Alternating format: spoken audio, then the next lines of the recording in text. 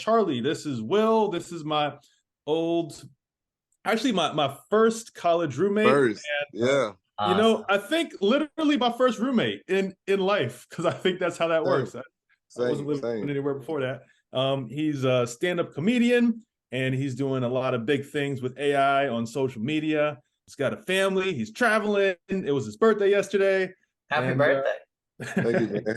On stage, us Willonius hatchers. I'm KingWillonius across all social media. So but my main platform I use is Instagram. Will, this is Charlie. Charlie is my longest life friend for Shizzle. I think we met at like 5 or 6 or something like that. 7. Yeah, I did a workshop.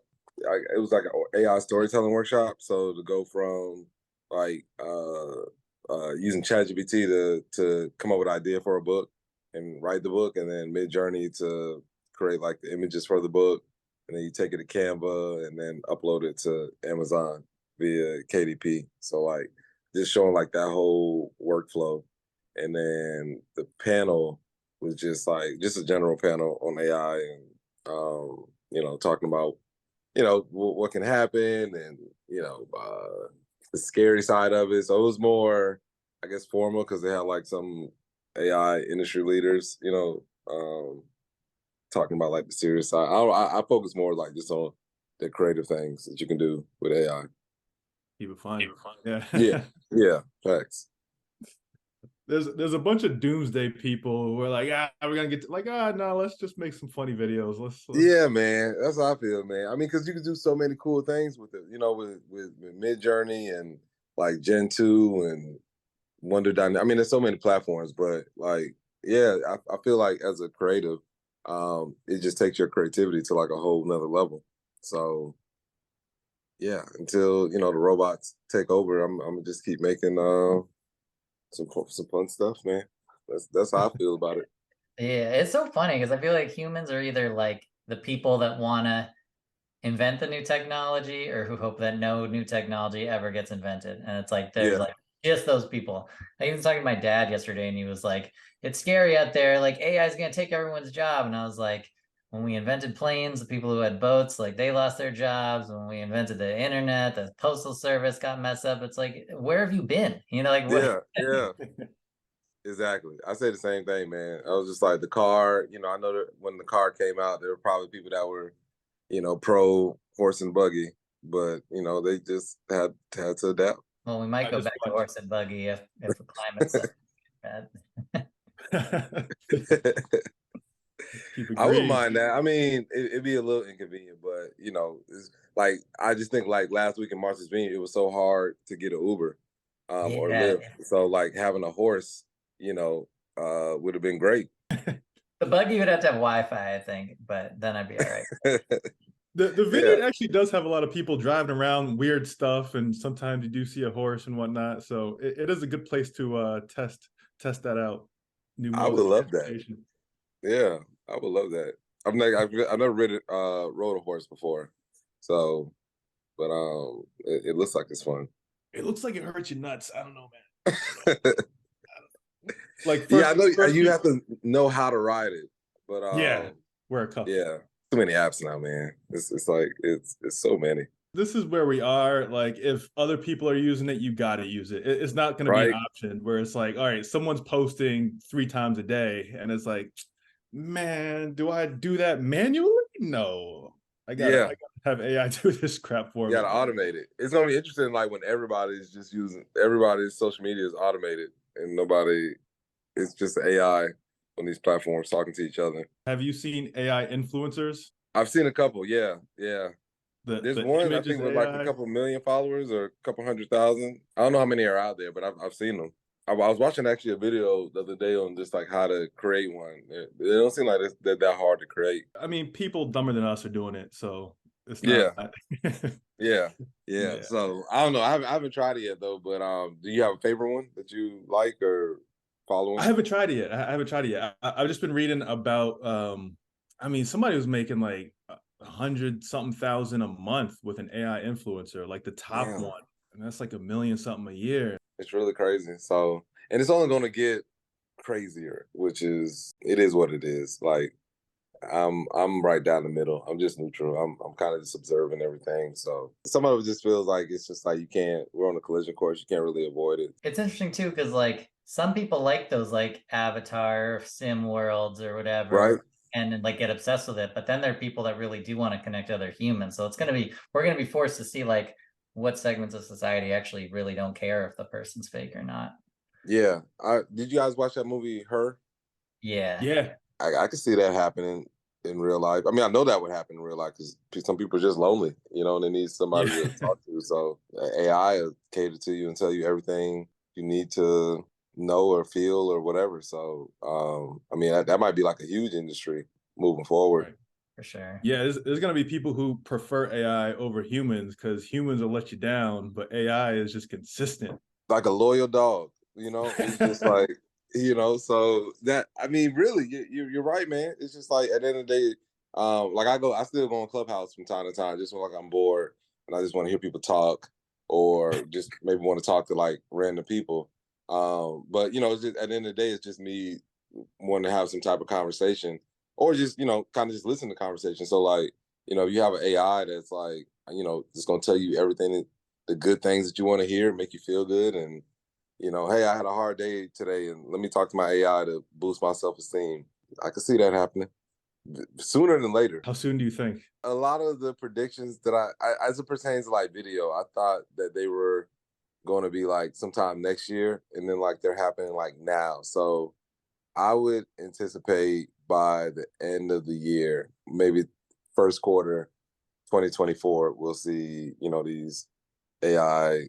Somebody will Yeah. coin like a term for it, but like I definitely see that being a thing. It's coming. Apparently, a lot of those the correspondents in OnlyFans are just some hired dudes anyway. Like the women typically don't answer their own emails and stuff. So I actually saw it. I don't know. I've been watching Kill Tony, and there was a dude who was talking about his experience, like a comedian talking about his experience, just like replying to all these. So, man, that AI would be perfect for that. Nobody wants to do that. Oh man. So the comedian he was the one that was actually responding to.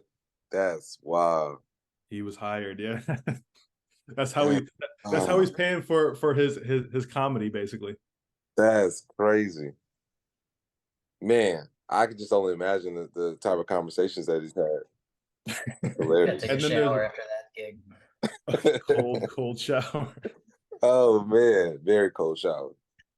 And there was one called Replica with a K, that was one of the first to start doing it, where it was just basically chat GPT running on GPT 3.5, and then they updated to GPT 4. It was something like the sister wanted to talk to her like dead sister kind of thing. So she recreated an AI replica on this thing called Replica, and people started getting emotionally attached. They had a day where I think the AI was giving bad responses, so they did something like shut it down or gave some temporary service delay, whatever. So there was a couple days it wasn't online, and people started talking about like they reacted hard. Like there was people who got suicidal, and they were writing tons of hate mail. Like they were attached to whatever AI bot was. But that was the first Replica. Check it out if you get time. What are you guys excited about with AI, or maybe weary about? I'm most excited about just how much time you save, like how you can like template the stuff out, because like I do a bunch of screenwriting stuff. So like I'll have like an outline for something and like the whole story.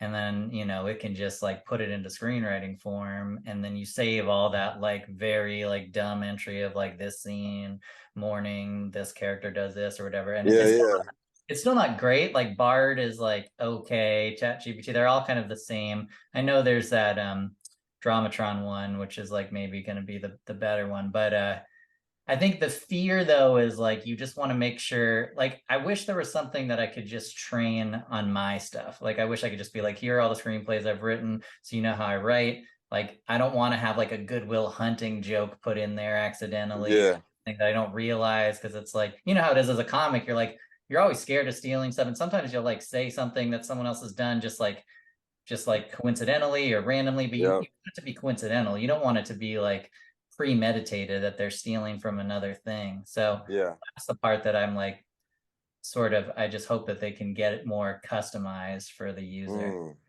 Facts.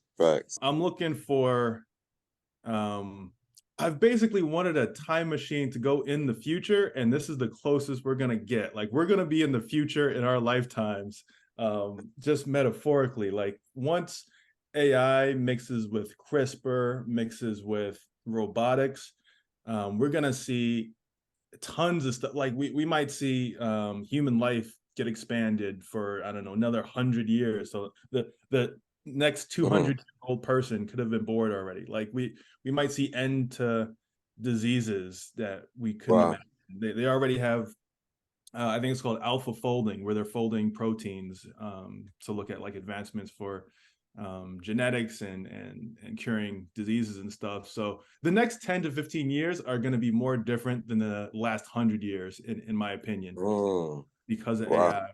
So I'm just excited to accelerate into the future and be a part of it. Yeah, man, that's a wow. That's kind of crazy when you really think about it. But I feel like you're like spot on. You know, you try to think of what the next 5 years are going to look like, and I really can't imagine it. It can, you know, it can kind of stay the course and change a little bit, but it can change like dramatically. It can look completely different, like something that we've never could even imagine. Wow. Yeah, that could be really interesting, man. Hope we get flying cars soon. I would love a flying car. That's like on my, well, that, and I want my damn Cybertruck from Tesla. You know, they're big and ugly, but like I just want one because, you know, they're just different. I appreciate they took some chances. Like, it's not just your standard car. They're like, look, if you like it, you'll love it. Like, if you don't like it, you'll hate it. You know, I feel like other cars or car companies will maybe start adopting that design. Like, I think there definitely should be more innovation within car design. You know, get funky with it. Let's call it big and ugly, but like it's different. So I want one. They released the was it the little like 4x4 ATV that like drives up in the back and charges by the Cybertruck during the announcement. They just like sort of slipped that in there, like, oh yeah, we just made it like a little ATV too. Oh, so Charlie, question for you, Charlie, because since you screenwrite, what are your thoughts on just like the writer strike that's happening right now? Yeah, so that was something I wanted to ask you about too, because like I feel like and this is like we like asking people like what their predictions might be for like a year from now, like something they think like that'll change. So like this, I'll tell you what I think about it, and then I'll tell you one of my predictions too. But so I'm much less like, I mean, Kai is a great influence because like he's like such like a like as like an engineer, he looks at things like so much differently. And like most of my creative friends, it's like you're just in this like bubble where everyone is sort of like not really looking at the futurist type stuff as much, and they're like more anti-technology. I mean, so like a lot of friends, they're the mindset of like when Canva came out, like the graphic designers went crazy and they were like, this is gonna take my job, like blah blah blah. And like so like a lot of my friends are worried about that. But like to our earlier conversation, like I'm much more excited about being able to like save time with it. And as long as it's like being programmed ethically and it's not plagiarizing and it's like, you know, abiding by the laws that are like already set, you know, that we have in our society, I think like it can just be an additive thing. So I think it's like really exciting. And I think actually the studios should be way more worried than the writers should be, because like sort of with the music industry, like when Napster came out, and then when you could just like release and like mix your own stuff on like a MacBook, like that the music labels are less and less relevant. They have influence, but like as far as distribution goes, you can just distribute anything. So I think people like us that like do creative things, we now can like distribute and make like high quality stuff, like the stuff in Canva and the stuff that's going to be possible with like AI, you know, video CGI type stuff. Like you'll be able to like make your own, you know, Marvel movie or whatever and not need them. So like I think like the writers have the upper hand in that situation. So that's like my prediction is in like maybe not a year, but I would say like in 5 to 10 years, like I think like movie studios, if they might not even really be around, or there might only be a couple that are doing like crazy like expensive stuff with AI, like undoubtedly, but they're gonna have a hard time justifying like what their value proposition is for these creative people. I agree with you 1,000%. Like I think a lot of disruption is going to end up coming to the studios. When we're at the point now where they got text to video. I think it'll be really soon when you'll be able to essentially just prompt a whole movie, and that's going to be really cool when you're just like in real time. You're similar to like a Mid-Journey. You're prompting and you're changing things in real time. So it's just like superhero movie with two superheroes fighting over a slice of pizza, and it just creates this crazy thing. You're like, yo, this is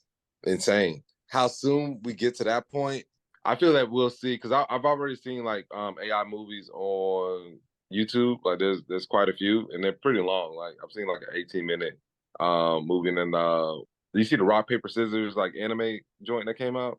No. You have to watch that. It's an animated, like an anime type movie called Rock Paper Scissors. This was made maybe like 3 or 4 months ago, using AI. It's super dope, and but they had to do like work on it, and it wasn't just like a straight prompt, but a lot of it was built using AI. So, but I would say by the end of next year, I think we'll see prompt to video really like hit its stride.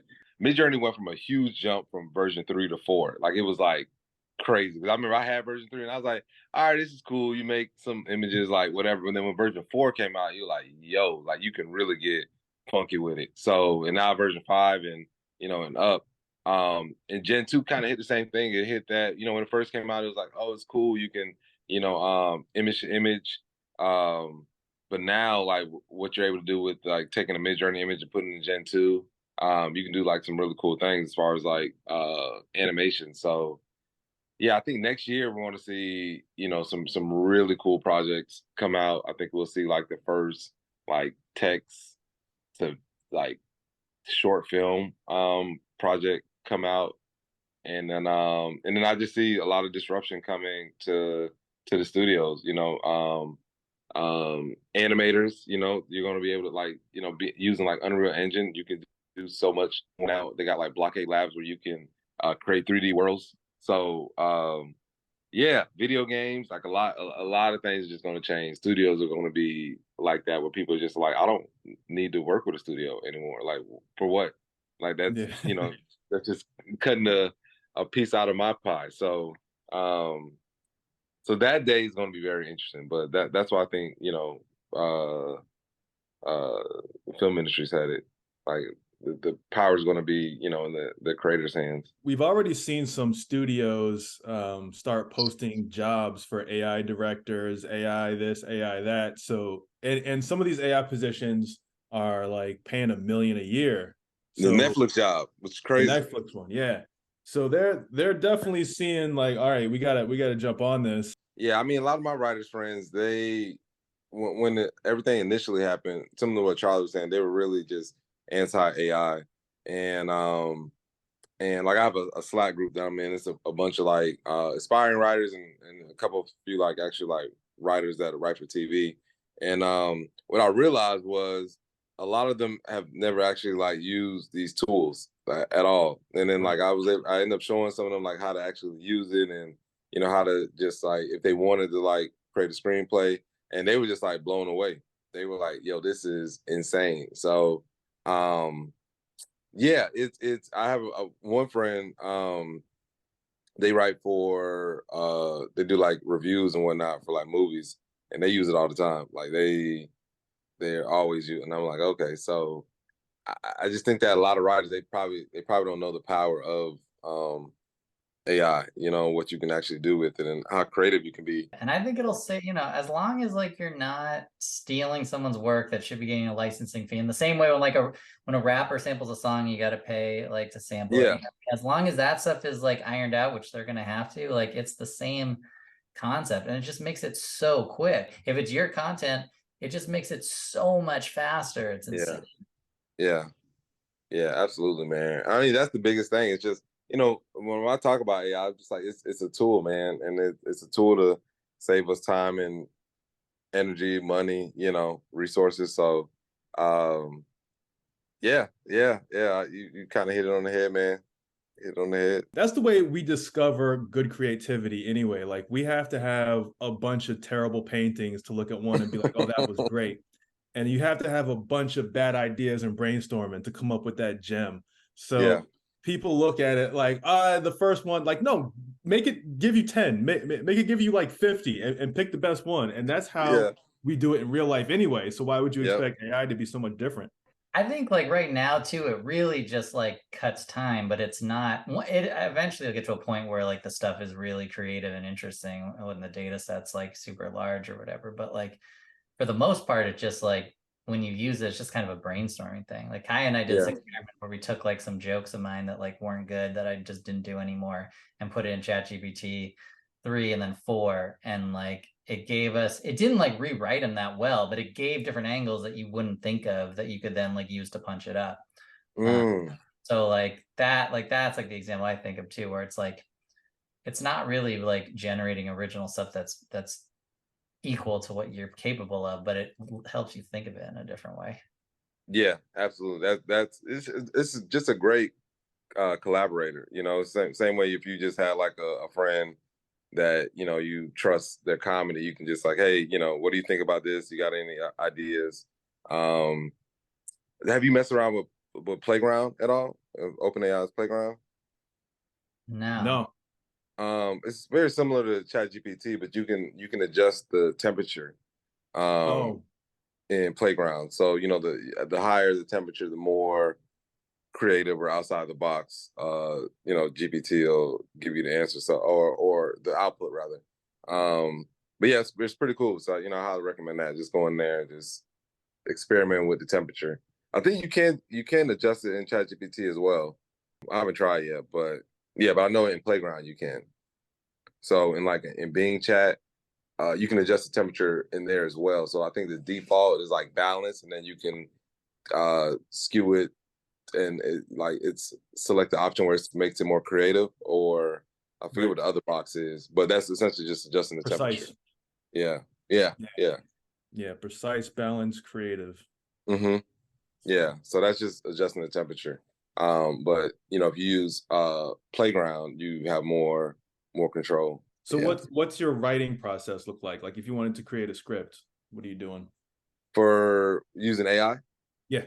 so I always start in with like trying to break everything down, because what I found is the the more you can break things down, the easier it is for ChatGPT to stay more consistent, and you get a better output. So I always start with you know coming up with like the log line or the synopsis, and then from there I go into um, like an outline of what the show's about, and then sometimes I'll ask for like the character breakdown, and then from there I go into you know start writing out the actual episode, and then I just kind of keep tweaking it until it's something that I like, and then I take until I use Writer's Duet. I don't like I have Final Draft, but I've been using Writer's Duet for so long, and I can use it on my phone.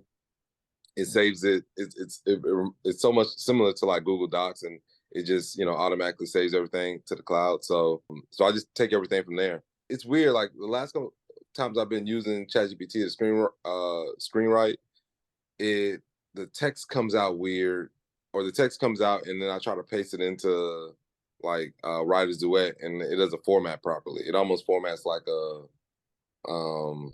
a stage play.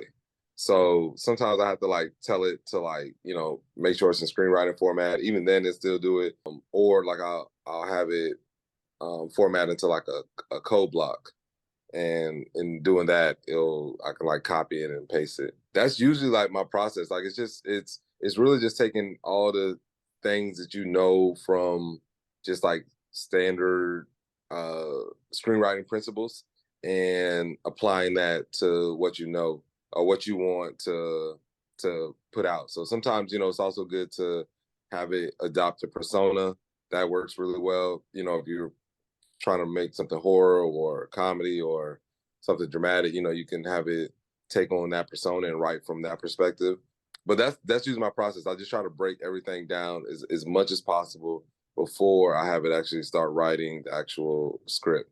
And then once it writes it, then, you know, I kind of take it from there, and then I just go and tweak it. So kind of similar. It's basically just like having like somebody just give you like a good general outline, and then you add whatever. So I end up always changing a lot, but it gives me like a basic good framework to be like, okay, this is a good structure.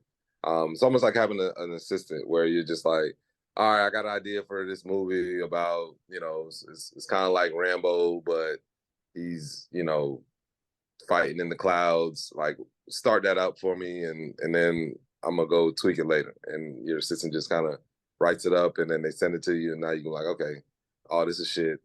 I'm gonna keep this part and whatever. So in that sense, I love it from that sense, because like you can easily just, you know, just play around with your ideas. You know, before it was you would write things down and take notes and this and that. It just really helps to like flesh out ideas, and you know, you can go in there and be like, I don't like how Act One ended, or Act Two, change this, change that, and it just does that. So to me, that is like awesome, because I love like just like putting out a lot of stuff. Like I enjoy the process of working. So the fact that I like all my if I got 10 ideas in one day, I can literally kind of flesh out each one of those, and that's super dope. One thing that's cool about the text to video in the future is like you can then watch the thing you just wrote to see how it plays. Because you used to have Right? to do, like, table reads where everyone's like playing a character, and like this way you literally can be like, all right, is this like, how would this be as a show? And then, you know, even if it's like kind of rudimentary graphics, like I feel like that would be super helpful, just see it in like live action instead of reading.